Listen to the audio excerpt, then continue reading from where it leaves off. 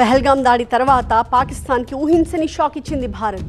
గన్నులతో కాదు వాటర్తో వేసేస్తాం అంటూ పాక్ని షేక్ చేసేసింది ఇండియా. డైరెక్ట్గా అటాక్ చేయకుండానే పాకిస్తాన్కు పరోక్షంగా బుద్ధొచ్చేలా చేసింది. సింధు నదీ జలాల ఒప్పందాన్ని రద్దు చేస్తూ సంచలన నిర్ణయం తీసుకుంది కేంద్రం. పహల్గామ్ ఉగ్రదాడి తర్వాత 65 ఏళ్ల క్రితం చేసుకున్న ఒప్పందాన్ని రద్దు చేసేసింది భారత్.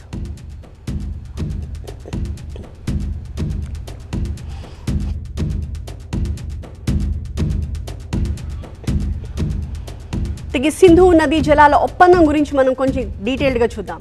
1947లో దేశ విభజన జరిగిన నాటి నుంచి వివాదం నడుస్తూ ఉంది. అయితే పాకిస్తాన్కి గుణపాఠం చెప్పడానికి 1948లోనే నీటి సరఫరాని భారత్ ఆపేసింది. ఆనాడు పాకిస్తాన్ ఐక్యరాజ్య సమితికి వెళ్లడంతో 1954లో సింధు జలాల ఒప్పందం కుదిరింది. అయితే 1960లో అది కార్యరూపం దాల్చింది. సింధు జలాల ఒప్పందం ప్రకారం రావి, బియాస్, సట్లెజ్ నదులు భారత నియంత్రణలో ఉంటాయి. సింధు, చీనాబ్, జీలం నదులు పాకిస్తాన్ అధీనంలో ఉంటాయి.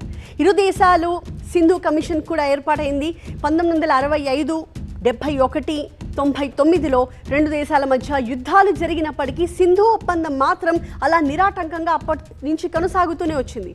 కానీ పహల్గామ్ ఉగ్రదాడి తర్వాత 65 ఏళ్ల క్రితం చేసుకున్న ఈ ఒప్పందాన్ని భారత్ ఇప్పుడు రద్దు చేసుకుంది.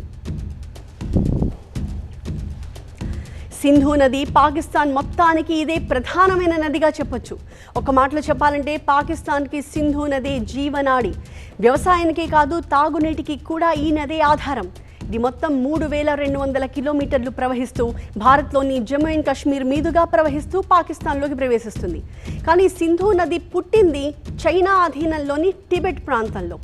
సింధు నది, దాని ఉపనదుల ప్రవాహం గురించి కూడా మనం ఒక మ్యాప్ హెల్ప్తో డీటెయిల్గా మనం చూసే ప్రయత్నం చేద్దాం. సో మనకి ప్రస్తుతం ఒక మ్యాప్ ఉంది. దీనికి సంబంధించి మనం ఒకసారి డీటెయిల్స్ చూస్తే సింధు నది మనకి టిబెట్లో పుట్టింది. ఆ తర్వాత బియాస్ నది విషయం తీసుకున్నా, ఆ తర్వాత చీనాబ్ తీసుకున్నా, సట్లెజ్ ఇవన్నీ తీసుకున్నా. ఇవన్నీ కూడా రావి, హిమాచల్ ప్రదేశ్లోనే పుట్టాయి. చీనాబ్ కానీ, జీలం నది కానీ. ఆ తర్వాత ఇక్కడ మనకి ఇవన్నీ కూడా జమ్మూ అండ్ కాశ్మీర్ మీదుగా పాకిస్తాన్లోకి వెళ్తాయి. సట్లెజ్ కూడా మనకి టిబెట్ నుంచే భారత్ భూభాగంలోకి వచ్చి అక్కడి నుంచి పాకిస్తాన్కి వెళ్తుంది. సో ఏ నది ఎక్కడ పుట్టింది, ఎలా ప్రవహిస్తూ అల్టిమేట్గా పాకిస్తాన్కి వెళ్తోంది అన్నది దీని ద్వారా మనం చూసాం. సో మ్యాప్లో మనం చూసినట్టుగా సింధు, దాని ఉపనదుల ట్యాప్ గనక మనం కట్టేస్తే పాకిస్తాన్కి ఖచ్చితంగా చుక్క నీరు కూడా వెళ్ళదు. సింధు నది ప్రవాహానికి ఆయువు పట్టు దాని ఉపనదులైన ఈ రావి, బియాస్, సట్లెజ్, చీనాబ్ అండ్ జీలం. ఈ ఉపనదులన్నీ కూడా భారత్ నుంచి పాకిస్తాన్ భూభాగంలోకి వెళ్ళిన తర్వాత సింధు నదిలో కలుస్తాయి. ఇప్పుడు భారత్ ఆ జలాలను ఆపేస్తే పాకిస్తాన్కి నీటి ప్రవాహం ఆగిపోతుంది. దీంతో పాకిస్తాన్ సాగునీటికే కాదు తాగునీటికి కూడా కటకట్లాడాల్సిన పరిస్థితి వస్తుంది. ఇప్పుడు సింధు నదిని మనం బంద్ చేసాం. ఆ ఎఫెక్ట్తో పాక్ ఎలా దెబ్బతింటుందో కూడా మనం ఒకసారి చూద్దాం.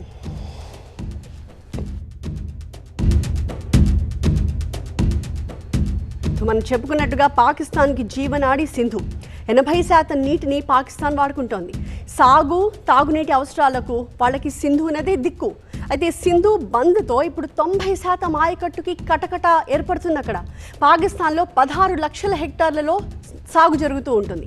కరాచీ, లాహోర్, ముల్తాన్ నగరాలకు ఇప్పుడు వాటర్ బంద్ అయిపోతుంది.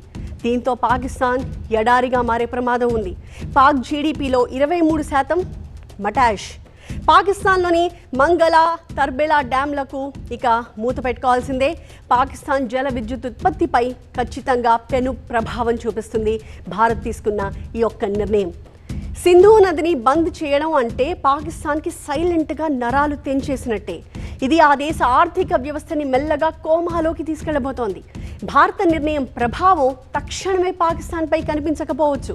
నీటి ప్రవాహాన్ని వెంటనే ఆపడం సాధ్యం కాదు. కాకపోతే తక్షణమే 5 నుంచి 10% ప్రవాహాన్ని మాత్రం భారత్ తగ్గించగలదు. సింధు, దాని ఉపనదులపై మనం భారీ డ్యాంలు కడితే పాకిస్తాన్ గొంతు ఎండిపోయినట్టే. దీంతో పాకిస్తాన్ ఇప్పుడు వణికిపోతోంది. ఈ నేపథ్యంలోనే పాక్ ప్రధానమంత్రి షహబాజ్ షరీఫ్ జాతీయ భద్రతా కమిటీ ఎమర్జెన్సీ మీటింగ్ ఏర్పాటు చేశారు. ఇక సింధు జలాల ఒప్పందాన్ని భారత్ రద్దు చేయడం పాకిస్తాన్కు గట్టి ఎదురుదెబ్బ అంటున్నారు జమ్మూ అండ్ కాశ్మీర్ మాజీ DGP Rajendra Kumar. Indus water treaty దాన్ని అబియన్స్లో పెట్టారు. that itself is a major step. 80% of Pakistani agriculture will get affected in Punjab, Pakistan, Punjab. 20 to 25% of their GDP will get affected, impacted by that.